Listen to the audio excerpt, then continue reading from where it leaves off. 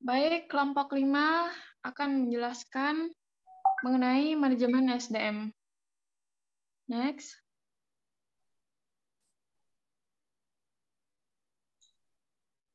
Judul bisnis kami yaitu Shoes and Becker. Bisnis kami ini berjalan di bidang jasa perawatan premium sepatu dan tas. Bisnis ini bertujuan untuk mempermudah customer yang sibuk dan tidak sempat untuk mencuci sepatu dan tas pada saat sibuk dalam bekerja maupun kuliah dan sekolah. Karyawan sebagai aset. Jelaskan bagaimana Anda menjaga aset yang paling bernilai pada perusahaan Anda. Karyawan adalah aset. Layaknya aset, karyawan juga harus dijaga. Ketika perusahaan dapat menjaga karyawannya, maka akan timbul rasa loyalitas karyawan kepada perusahaan tersebut. Maka dari itu, perusahaan kami menjaga aset dengan memberikan sebuah apresiasi terhadap karyawan. Seorang karyawan pasti merasa senang apabila mendapatkan perhatian dan apresiasi dari perusahaan. Seorang HR wajib menyediakan data terkait kinerja karyawan yang bisa diperoleh dari software atau point. Data yang diperoleh bisa menjadi acuan untuk seorang HR memberikan reward kepada karyawan tersebut. Selanjutnya akan dilanjuti oleh Marlex. Perencanaan tenaga kerja. Kebutuhan tenaga kerja harus disesuaikan dengan jenis usaha agar kompetensi tenaga kerja benar-benar sesuai dengan yang diperlukan perusahaan. Yang pertama, berapakah SDM yang Anda butuhkan untuk memulai bisnis Anda? Kedua, sebutkan posisi apa yang Anda butuhkan pada perusahaan Anda. Tiga, jelaskan masing-masing job desk yang harus dilakukan setiap posisi jabatan.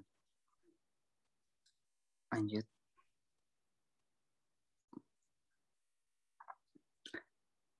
Untuk memulai bisnis kami, ini memerlukan 5 SDM, yaitu poin pertama, berikan kepercayaan terhadap karyawan. Kedua, berikan rasa aman dan nyaman kepada karyawan. Tiga, bangun kerjasama tim yang efektif dan efisien. 4, jangan sungkan memberikan pujian dan reward pada karyawan yang berprestasi. 5, berikan bonus pada karyawan jika omset bulanan tercapai target. Kedua yang dibutuhkan yaitu kasir, karyawan, dan kurir. Kasir mengurus pembayaran serta menjadi admin keuangan. Karyawan mencuci sepatu dan tas. Kurir menjemput dan mengantar sepatu atau tas yang ingin di laundry. Berikut akan dijelaskan oleh teman saya.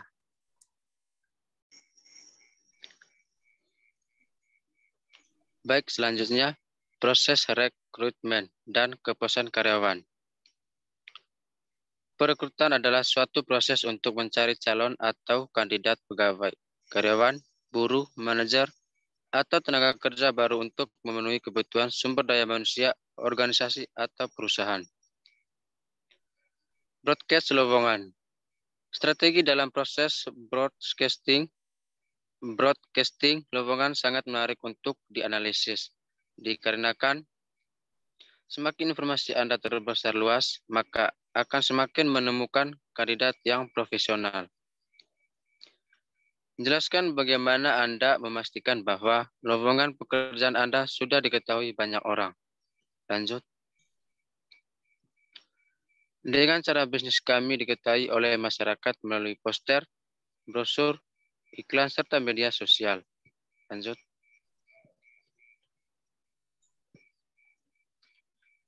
Kepuasan karyawan. Umumnya, tujuan kepuasan dan tujuan prestasi karyawan biasanya bertolak belakang. Apabila parameternya adalah prestasi, kepuasan karyawan akan dikesampingkan. Sebaliknya, penggunaan kepuasan sebagai parameter akan menempatkan prestasi ke tempat yang paling bawah. Terdapat 6 strategi membuat karyawan puas dengan perusahaan. Yang pertama, cocokkan karyawan dengan pekerjaan. Yang kedua, tanggung jawab karyawan. Yang ketiga, tetapkan standar prestasi. Yang keempat, komunikasi dan keterlibatan karyawan. Yang kelima, mengadakan pendidikan dan latihan. Dan yang keenam, penghargaan atas prestasi kerja. Dari 6 aspek yang Anda jelas, dari 6 aspek yang Anda jelaskan, contoh konkret bagaimana Anda menerapkannya pada perusahaan yang akan Anda buat. Lanjut.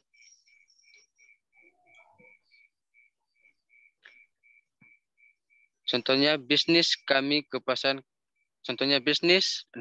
kami kepuasan karyawan juga menjadi hal utama. Dalam hal cocoknya pekerjaan dengan karyawan yang memiliki skill atau kemampuan khusus serta tanggung jawab dalam menjalankan pekerjaan jujur adalah hal yang sangat penting.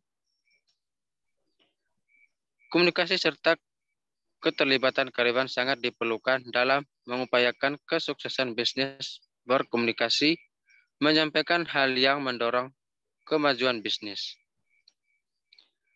Memberikan reward terhadap karyawan yang berprestasi. Mengadakan pelatihan soft skill dan hard skill demi menunjang keahlian karyawan dalam bekerja khususnya di bidang laundry, sepatu, dan tas. Karena membutuhkan skill yang mumpuni.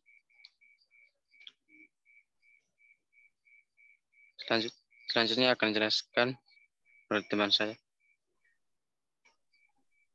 Ya, yang selanjutnya itu pengukuran kinerja.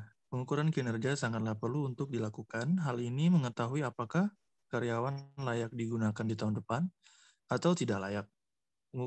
Pengukuran kinerja tentunya memiliki beberapa aspek penting yang harus diperhatikan. Yang pertama, evaluasi prestasi kerja. Yang kedua, kapasitas yang karyawan miliki. Yang ketiga, metode karyawan. Yang keempat, evaluasi tingkat ketepatan waktu karyawan. Nah, dengan keempat poin tersebut, kami akan menjelaskan bagaimana cara kami menerapkan kriteria ini dalam perusahaan kami. Dengan bagaimana kami menentukan bahwa setiap nilai memiliki nilai baik, cukup, atau buruk. Next. Nah, yang pertama, evaluasi prestasi kerja yang pertama ini, di sini diperlukan yakni kinerja yang baik, bisa mengerjakan pekerjaan dengan baik, rajin, terampil, kreatif, dan mampu bersaing. Yang kedua, kapasitas yang perlu dimiliki.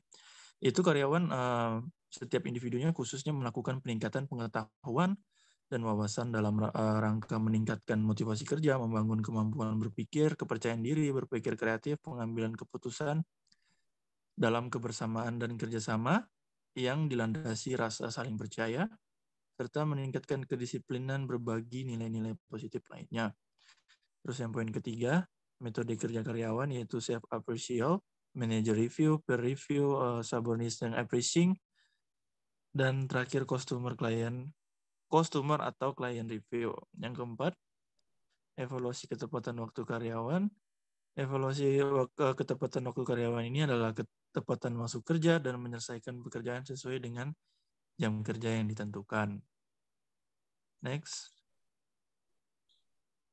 Yang selanjutnya akan dijelaskan terakhir oleh Dewi. Upah lembur pada perusahaan kami yaitu dasar perhitungan lembur di perusahaan kami, upah per jam atau 1/173 kali upah 1 bulan. Itu berupa upah 1 bulan. Itu berupa upah pokok sebulan 100% beserta tunjangan tetap atau 75% upah pokok apabila Anda mendapatkan tunjangan tetap dan tidak tetap. Rate upah lembur adalah 1,5 kali upah sejam pada jam pertama lembur dan 2 kali upah sejam pada jam seterusnya. Sekian dari kelompok kami. Terima kasih.